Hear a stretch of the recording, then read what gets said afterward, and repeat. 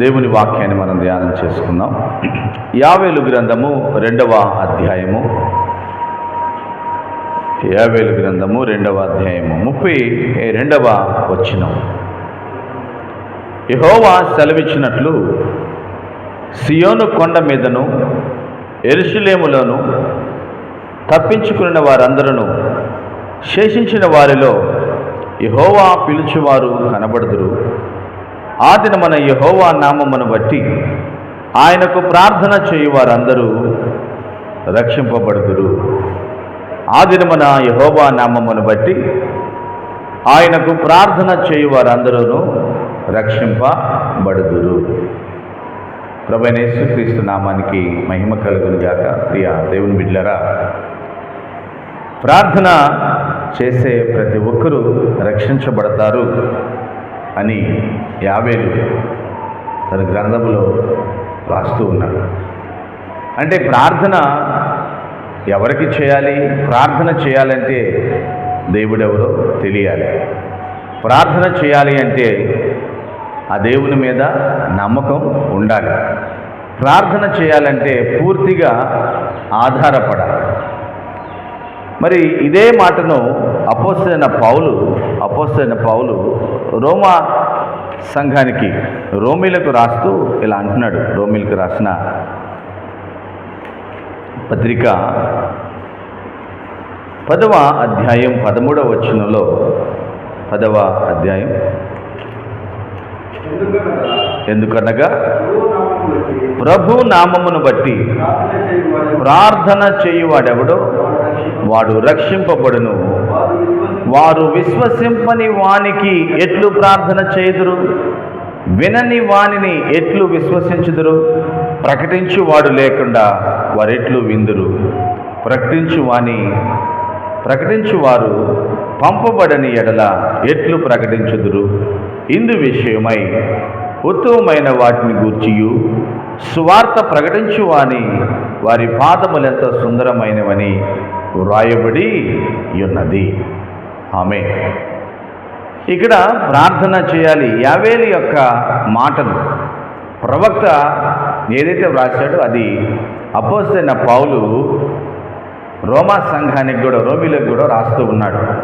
ప్రార్థన చేయాలి. మరి ప్రార్థన చేయాలంటే ఎలా ఉండాలి? విశ్వసించే వారికే ప్రార్థన చేస్తాం. ఎవరినైతే మనం నమ్ముతామో వారికే ప్రార్థన చేస్తాం. ఆ తర్వాత ఆ ప్రార్థన వినేవారికి, ఎవరైతే మన ప్రార్థన విని మనకు బదులిస్తారో వాళ్ళకి మనం ప్రార్థన చేస్తాం. మరి మనం వినాలి, మనకి దేవుడు మన ప్రార్థన వినాలి అంటే ఆ దేవుడు ఎవరో మనకి ప్రకటించేవాళ్ళు కావాలి. ఎవరైతే ప్రకటిస్తారో దాన్ని నమ్మి మనం ప్రార్థించాలి. మరి ప్రకటించాలంటే దేవుడు వారిని పంపించాలి. ఆ పంపించే వారు ప్రకటిస్తున్నప్పుడు వారు వింటారు, వినిన వారు నమ్ముతారు, నమ్మి ప్రార్థన చేస్తారు. ఎప్పుడైతే మనం ప్రార్థన చేస్తామో,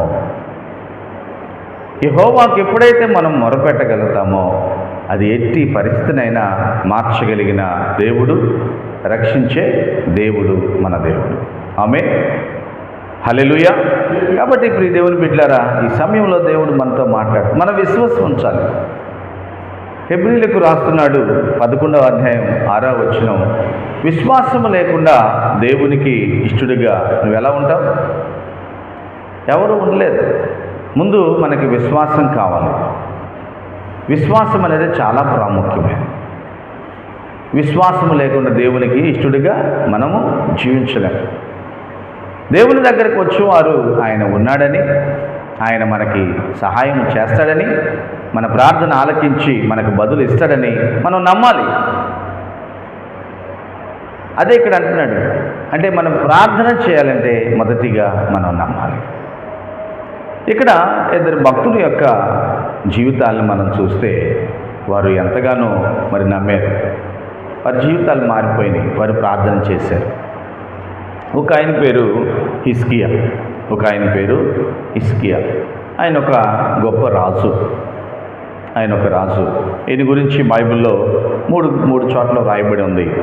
2వ రాజుల గ్రంథం 20వ అధ్యాయంలో, అలాగే 2వ దినవృత్తాంతాలు 32వ అధ్యాయంలో, అలాగే యెషయా గ్రంథం 38వ అధ్యాయంలో. ఈ మూడు చోట్ల ఆయన గురించి రాయబడింది. ఆయన ఇశ్రాయేలుకి రాజుగా చేశాడు. దేవుని దృష్టిలో మంచి వాడిగా ఎదిగాడు. కానీ కొన్ని సమయాల్లో ఆయన పడిపోయాడు, మనసున గర్వించి. ఎందుకంటే దేవుడు తనకిచ్చిన ఐశ్వర్యాన్ని బట్టి, దేవుడు తనకిచ్చిన విజయాన్ని బట్టి ఒక్కొక్కసారి మానవుడు పడిపోతూ ఉంటాడు. ఇది నా సొంతంగా దేవుడు ఇచ్చాడులే, ఇది నా సొంతంగా వచ్చిందిలే, నా బలం నా జ్ఞానంతో వచ్చిందిలే అని చెప్పి గర్వించి పడిపోతూ ఉంటారు. ఆ సమయంలోనే ఈ హిజ్కియా దేవుని మందిరం ఏదైతే పాడైపోయింది యెరూషలేములో, ఆ ప్రాకారాలు ఏదైతే పాడైపోయినాయో, దేవుని మందిరంలో ఉన్న పనులన్నీ మరమ్మతు చేయించాడు.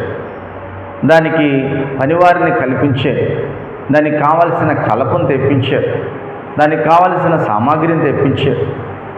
పూర్తిగా చాలా సుందరంగా తిరిగి మరమ్మతులు చేయించాడు. అంతేకాదు, అనుదినపు బలిని జరగటానికి కూడా మందిరంలో తను పనిచేశాడు. అంతేకాదు, లేవీలను ఏర్పాటు చేసి ఆరాధన చేసేవారిని కూడా అక్కడ నియమించాడు. అంటే ఒక సుందరమైన దేవాలయంలో నిత్యము ఆరాధన జరుగుతూ ఉంది. దాన్ని తిరిగి పునఃప్రారంభానికి హిజ్కియా చాలా ప్రయాసపడ్డాడు. మనం దేవుని బిడ్డలం, మనం దేవుణ్ణి ఆరాధించాలి, మనకు తెలియని వాటిని మనకు మొక్కకూడదు అని చెప్పి ఎక్కడైతే మొక్కుతూ ఉన్నారో వాటన్నిటినీ పడగొట్టేశారు. దేవుణ్ణి ఆరాధించాలని చెప్పి అందరినీ దేవుని వైపు మళ్ళటానికి హిజ్కియా ఎంతగానో ప్రయాసపడ్డాడు. కానీ ఒకానొక సమయంలో హిజ్కియా మరణకరమైన రోగం వచ్చింది. అంటే ఒక రకంగా చెప్పాలంటే క్యాన్సర్, ఒక పెద్ద రాచ పుండు, మానని పుండు. ఈ క్యాన్సర్ వచ్చేవారికి హిజ్కియా చాలా బాధ అయిపోయింది. ఏం చేయాలో తెలియట్లా, ఎన్ని వైద్యాలు చేసినా పోట్ల. అప్పుడు దేవాది దేవుడు ఒక వ్యక్తిని హిజ్కియా దగ్గరికి పంపించాడు. మనం విన్నాం కదా. మనం విశ్వసించాలి అంటే ఆయన ఎవరో తెలియాలి. 2, ఆయన వైపు మనం మళ్ళటానికి మనకెవరైనా బోధించాలి. అందుకే దేవుడు బోధించటానికి యెషయా అనే ఒక ప్రవక్తను పంపించాడు. ఆ ప్రవక్త హిజ్కియా దగ్గరికి వచ్చి ఒకే ఒక మాట సూటిగా చెబుతున్నాడు. హిజ్కియా, నువ్వు చనిపోతావు, నువ్వు బ్రతకవు, నువ్వు బ్రతకాలి అంటే నువ్వు ప్రార్థన చేయాలి అని చెప్పట్లా. నువ్వు చనిపోతావు, నువ్వు బ్రతకవు. ఏం చేయాలి అంటే నువ్వు కుటుంబాన్ని కట్టుకో, నీ కుటుంబాన్ని కట్టుకో. నువ్వు పాడైపోయింది, నీ కుటుంబం, నీ పరిస్థితి పాడైపోయింది అని చెప్పేసి మళ్ళా బదులు చెప్పకుండా, దానికి వివరణ కూడా ఇవ్వకుండా యెషయా తిరిగి వెళ్ళిపోయాడు. ఇంతలో చాలా పశ్చాత్తాపంతో తన ముఖము గోడ వైపు తిప్పుకుని కన్నీళ్లు విడుస్తూ ప్రార్థన చేశాడంట. చాలా వేదనతో పశ్చాత్తాపంతో హిజ్కియా ప్రార్థన చేశాడు. ఎంత ప్రార్థన చేశాడంటే, దేవా నిజమే, నేను పాడైపోయాను, నేను పడిపోయాను, గర్వించాను, నా కుటుంబం పాడైపోతుంది, కానీ నన్ను ఒకసారి జ్ఞాపకం చేసుకో. నేను నీ సేవలో, నీ పరిచర్యలో మంచి పనులు చేశానయ్యా. ఇప్పుడు నేను చాలా పడిపోయాను, కానీ చాలా మంచి పనులు చేశాను. దేవాలయాన్ని పునఃప్రారంభించడానికి మరమ్మతులు చేశాను. అనేక మంది దేవుణ్ణి ఆరాధించడానికి నేను కూడా సహకరించాను. దయతో నా ప్రార్థన ఆలకించవా? నేను చేసిన మంచి పని నీ కృపతో జ్ఞాపకం చేసుకో. దేవా, నన్ను కాపాడు అని కన్నీరు విడుస్తూ పశ్చాత్తాపంతో ప్రార్థన చేసినప్పుడు దేవుడు వెంటనే హిజ్కియాతో మాట్లాడలేదు, కానీ యెషయాతో మాట్లాడుతూ ఉన్నాడు. దేవునికి మహిమ కలుగును గాక. యెషయాతో మాట్లాడు. యెషయా అప్పటికి ఆ రాజు నగరం నుంచి బయటికి మధ్యలో ఉన్నాడు, వెళుతూ ఉన్నాడు బయటికి. వెంటనే యెషయాతో మాట్లాడుతూ ఉన్నాడు. యెషయా హిజ్కియా ప్రార్థన చేస్తున్నాడు. ఆయన ప్రార్థన నేను విన్నాను, ఆయన మొర నేను ఆలకించాను. హిజ్కియాని తిరిగి బ్రతికిస్తాను, హిజ్కియాకి తిరిగి ఆయుష్నిస్తున్నాను. హల్లెలూయా. నువ్వు వెళ్ళి హిజ్కియాతో చెప్పు. యెషయా వెంటనే తిరిగాడు, రాజు దగ్గర వెళ్ళాడు. హిజ్కియా, నువ్వు చేసిన ప్రార్థన దేవుడు విన్నాడంట. ఎంత సంతోషం కదా! నువ్వు చేసిన ప్రార్థన దేవుడు విన్నాడంట. నీకు జవాబు వచ్చింది, నువ్వు బ్రతుకుతావు. నీకు మరలా 15 సంవత్సరాలు ఆయుష్ను పొడిగించాడు దేవుడు. వాస్తవానికైతే నువ్వు చనిపోవాలి, నువ్వు చేసిన పరిస్థితులకి,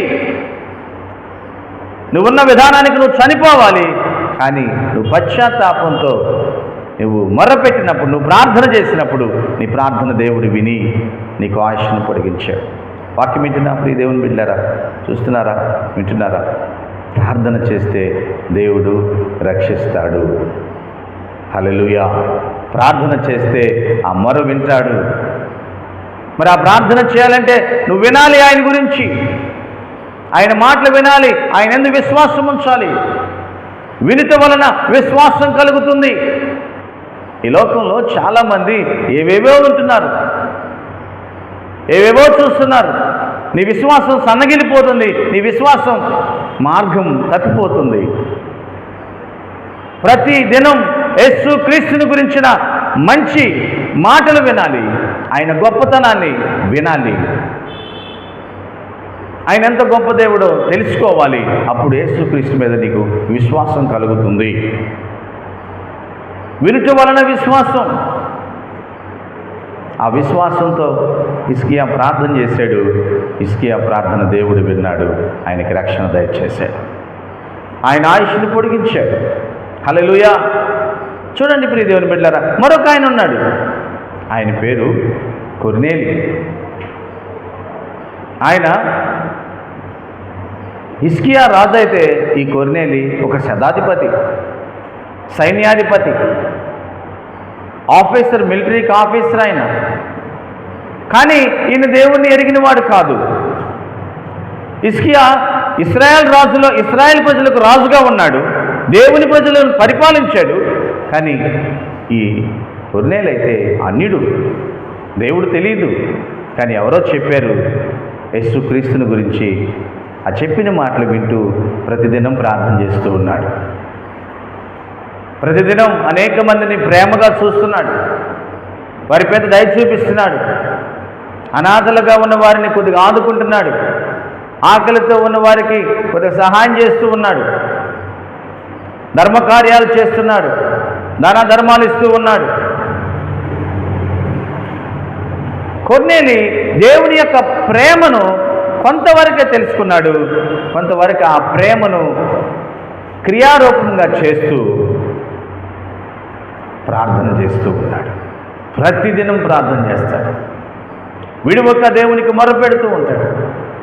ఎలాగా?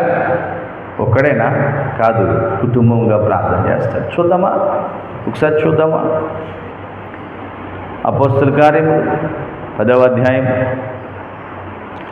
మొదటి కొన్ని వచనాలు మనం చదువుకున్నాం. అపోస్తల కార్యములు 10వ అధ్యాయం.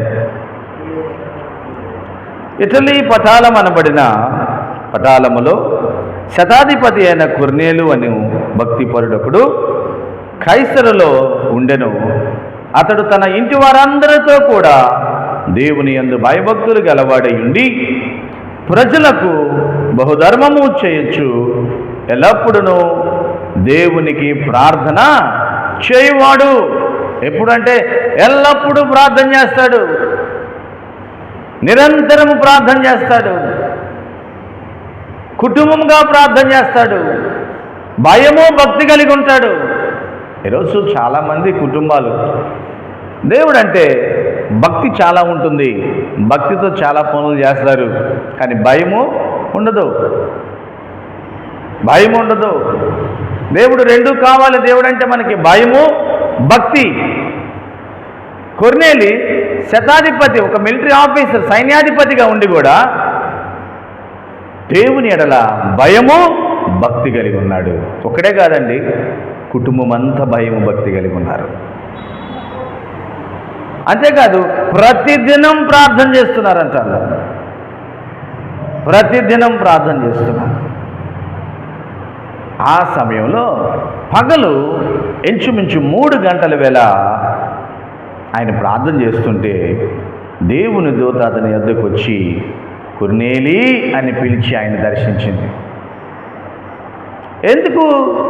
ఎందుకు దేవుని దూత ఎందుకు వచ్చిందంటే చూద్దాం ఒకసారి. 11వ అధ్యాయం 13-14 వచనాల్లో మనం చూస్తే ఎందుకు దేవుని దూతని దేవుడు పంపించాడు అంటే, అపోస్తలుల కార్యం 11వ అధ్యాయం 13-14 వచనాలు. అప్పుడతడు, నీవు యొప్పేకు మనుషులను పంపి పేతురు అను మారు పేరు గల సీమోనును పిలిపించుము. నీవును నీ ఇంటి వారందరూ ఏ మాటల వల్ల రక్షణ పొందుదురో ఆ మాటలు అతడు నీతో చెప్పునని తన ఇంట నిలిచి తనతో చెప్పిన ఒక దేవదూతను చూసిన సంగతి మాకు తెలిపెను. పేతురు చెబుతున్నాడు. పేతురు తన తోటి వారితో ఈ మాట చెబుతున్నాడు.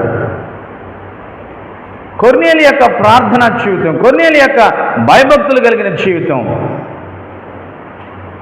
కొర్నేలి యొక్క విశ్వాసం ఎటు నడిపిస్తుందంటే రక్షణలోకి నడిపిస్తుంది. కొర్నేలి కుటుంబాన్ని, శతాధిపతి యొక్క కుటుంబాన్ని రక్షణలోకి నడిపిస్తుంది. మంచిది, నీ భక్తి చాలా బాగుంది, నీ ప్రార్థన, నీ కుటుంబ జీవితం చాలా బాగుంది, నువ్వెన్నో దాన ధర్మాలు చేస్తూ ఉన్నావు, మంచిది. కానీ నీకు ఒకటి కొద్దుగా ఉంది, ఏదో తెలుసా? రక్షణ. అందుకే యాబేలు అంటున్నాడు, యెహోవా నామమున ఎవరైతే ప్రార్థన చేస్తారో వారందరూ రక్షించబడతారు. హల్లెలూయా! వారందరూ రక్షించబడతారు. వాక్యం ఇచ్చిన ప్రియ దేవుని బిడ్డలారా, ప్రార్థన చేస్తున్నావా? మొక్కుబడిగానా? విశ్వాసంతోనా? ఖచ్చితంగా బదులు రావాలనా? నీ సమస్యల నుంచి విడుదల పొందాలనా? ఎందుకు ప్రార్థన చేస్తున్నావు? అందరూ చేస్తున్నారని చేస్తాం కాదు, విశ్వాసంతో ప్రార్థన చేయాలి. నేను మొరపెడితే నా దేవుడు నాకు జవాబిస్తాడు. నేను విశ్వాసంతో ప్రార్థన చేస్తే నా దేవుడు నన్ను దర్శిస్తాడు. నాకు కావలసిన ప్రతి అవసరం తీర్చడమే కాదు, మొదటిగా ఆయన కుమారుడిగా, కుమార్తెగా నన్ను స్వీకరిస్తాడు అనే నమ్మకంతో మనం ప్రార్థన చేయాలి, విశ్వాసంతో ప్రార్థన చేయాలి. కొర్నేలి ఎంతో భక్తి, భయం చూపిస్తున్నాడు, దాన ధర్మాలు చేస్తున్నాడు, కానీ రక్షణ లేదు. ఒక టైంలో దేవుని దూతే కొర్నేలి దగ్గరికి వచ్చేసింది. దేవుడు పంపించాడు. ప్రార్థన మన జీవితాన్ని రక్షణలోకి తీసుకెళ్తుంది. ఆమె ఏంటి రక్షణ? ఏమి లేదు, ఇక్కడ బాగానే ఉన్నాం కదా. లేదండి, ఎవరైతే రక్షించబడతారో వారు దేవునితో ఉంటారు. ఎలా ఉంటుంది దేవునితో? ఇలా ఉన్నట్టు, ఇప్పుడు ఉన్నట్టు ఉండదు జీవితం. అక్కడ శాంతి, సమాధానం, నిత్యం ఆనందం, ఆకలి దప్పులు లేని రాజ్యం. ఇక్కడ నీకు చాలా విసుగు, చాలా చిరాకు, ఎన్నో బాధ్యతలు, ఎన్నో బరువులు. అక్కడ ఏదీ లేదు. నిత్యము దేవుణ్ణి ఆరాధిస్తూ నిత్యం ఆయన సన్నిధిలో ఆనందించటమే. మంచి నివాస స్థలాన్ని దేవుడు నీకోసం ఏర్పాటు చేశాడు, సిద్ధపరిచాడు. నువ్వు ఇప్పుడు రక్షించబడి ప్రార్థనతో యేసుక్రీస్తునందు విశ్వాసం ఉంచి రక్షించబడితే, దేవుని బిడ్డ, అటువంటి గొప్ప సమాధానం కలిగిన రాజ్యంలోకి మనం ప్రవేశిస్తాం. నిత్యం ఆనందంగా ఉండే రాజ్యంలోకి మనం ప్రవేశిస్తాం. పేతురు వచ్చి దేవుని వాక్యాన్ని చెప్తున్నప్పుడు ఆడ విన్న వారందరూ పరిశుద్ధాత్మతో నింపబడ్డారు. పేతురు ఒక్కసారిగా షాక్ అయిపోయాడు, ఆశ్చర్యపోయాడు. ఒరే, దేవుని ఎరగని వారు వీళ్ళందరూ ఆత్మతో నింపబడుతున్నారు, పరిశుద్ధాత్మతో, మనవలే ఆత్మతో నింపబడుతున్నారు. కాబట్టి వీళ్ళందరూ రక్షించబడటానికి అర్హులు. వీళ్ళందరూ బాప్తిస్మం పొందుకోవడానికి అర్హులు. ప్రియ దేవుని బిడ్డ, మరి నీ జీవితం ఎలా ఉంది? ఈరోజు రక్షణ ఉందా లేదా? విశ్వాసంతో ప్రార్థన చేయడం నేర్చుకో. ప్రార్థన చేయాలంటే దేవుని మాటలు వినాలి. ప్రకటించే వాళ్ళు నీకున్నారు అందుబాటులో. వాళ్ళు ప్రకటిస్తూ ఉండగా ఆ మాటలు వినాలి. యేసుక్రీస్తు యొక్క గొప్పతనాన్ని తెలుసుకోవాలి. యేసుక్రీస్తు సర్వమానవాళి కోసం చేసిన త్యాగాన్ని గ్రహించాలి. విని నమ్మి ప్రార్థన చేస్తూ ఉంటే ఖచ్చితంగా నీకు రక్షణ దొరుకుతుంది. ఇటువంటి రక్షణ అందరికీ అందుబాటులో ఉంది. అందరికీ అందుబాటులో ఉంది. దయచేసి ప్రార్థన చేసేవారిగా మీ జీవితాలు మారాలి. రాజు ప్రార్థన చేశాడు. భయంకరమైన క్యాన్సర్ నుంచి విడుదల పొంది 15 సంవత్సరాల ఆయుష్ను పొడిగించుకున్నాడు. కొర్నేలి ప్రార్థన చేస్తున్నాడు కుటుంబంగా. కొర్నేలికి రక్షణ కొరకు చక్కటి సువార్త ఆయన దగ్గరికి దేవుడు పంపించాడు. వారందరూ రక్షించబడ్డారు. వాక్యం వింటున్న ప్రియ దేవుని బిడ్డ, నువ్వు కూడా ప్రార్థన చేసి అటువంటి రక్షణ ఆనందాన్ని పొందుకోవాలని ప్రభు పేరిట ప్రేమతో తెలియజేస్తూ ఈ మాటలు ముగిస్తున్నాను. దేవుడు మనందరం దీవించును గాక. ఆమేన్.